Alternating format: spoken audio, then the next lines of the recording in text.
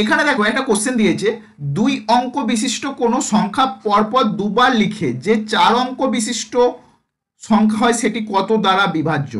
তো এই প্রবলেমটা সলভ করার আগে তোমাদেরকে একটা জিনিস মাথায় রাখতে হবে, যে যে কোনো 2 অঙ্ক বিশিষ্ট সংখ্যা, সেইটা 10 থেকে শুরু করে আপ টু 99, 2 অঙ্ক বিশিষ্ট যে কোনো সংখ্যার জেনারেল ফর্ম কিভাবে লেখা হয়, সেটাকে লেখা হয় সাধারণত 10x প্লাস ওয়াই, এই ফর্মে লেখা হয়, যেখানে x এবং y 1 থেকে 9 এর মধ্যে যে কোনো একটা মান নিলেই নেওয়া যেতে পারে। এটা হচ্ছে 2 অঙ্ক বিশিষ্ট সংখ্যা। যদি বলতো 3 অঙ্ক বিশিষ্ট সংখ্যা কিভাবে লিখতে হয়, এটা হয় 100x plus 10y plus z। এটা হচ্ছে 3 অঙ্ক বিশিষ্ট সংখ্যার এটা জেনারেল ফর্ম।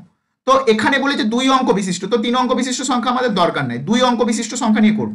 দেখো এখানে 2 অঙ্ক বিশিষ্ট যে সংখ্যাটা general form 10x plus Y, এই সংখ্যাটা এই যে 10 থেকে 99 এর মধ্যে সংখ্যাটাকে যদি আমরা লিখি তাহলে কিভাবে লিখতে পারবো, সংখ্যাটাকে আমরা লিখতে পারবো এক্স ওয়াই, এই ফরম্যাটে লিখতে পারবো। ওকে, ধরো সাপোজ x সমান 5, ওয়াই x সমান যদি 5 ধরো, y সমান যদি যে কোনো একটা সংখ্যা যদি 7 ধরো, তাহলে সংখ্যাটা হয়ে যাবে দেখো 57। এই পর্যন্ত আশা করি সবাই বুঝতে পেরেছো।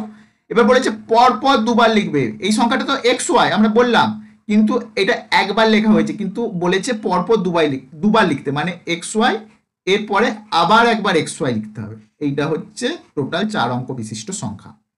তাহলে এই সংখ্যাটা কত দ্বারা বিভাজ্য হবে জিজ্ঞাসা করেছে। তো দেখো এইটা যেমন 3 অঙ্ক বিশিষ্ট সংখ্যার জেনারেল ফর্ম, এটা যেমন 2 অঙ্ক বিশিষ্ট সংখ্যার জেনারেল ফর্ম, 4 অঙ্ক বিশিষ্ট সংখ্যারও জেনারেল ফর্ম হয়। সেই জেনারেল ফর্মটা কত হয়, তো সেটাই আমরা এখন লিখবো, 4 অঙ্ক বিশিষ্ট সংখ্যার জেনারেল ফর্ম কত হয়।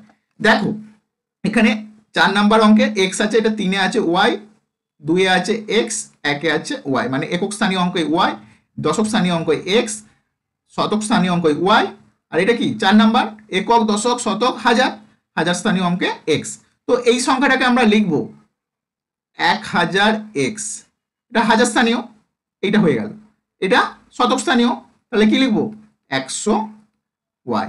এটা কি লিখবো x, এটা দশক স্থানীয়, তাহলে লিখে নেবো 10x।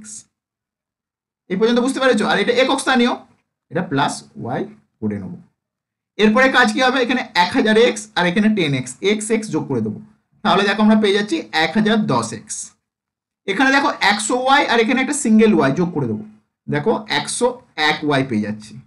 এখান থেকে দেখো 101 কমন নিলে আমরা নিতে পারি, কমন নিলে কি পড়ে থাকবে, এইটা থেকে 101 কমন নিলে দেখো ভালো করে দেখো 10x পড়ে থাকবে, এইটা থেকে 101 কমন নিলে শুধু y পড়ে থাকবে।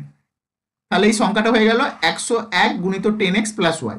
তাহলে আমরা এখান থেকে বলতে পারি সংখ্যাটা 101 এর গুণিতক, মানে 101 দ্বারা বিভাজ্য, এটা হয়ে যাবে অ্যান্সার। খুব ইম্পর্টেন্ট একটা কোশ্চেন।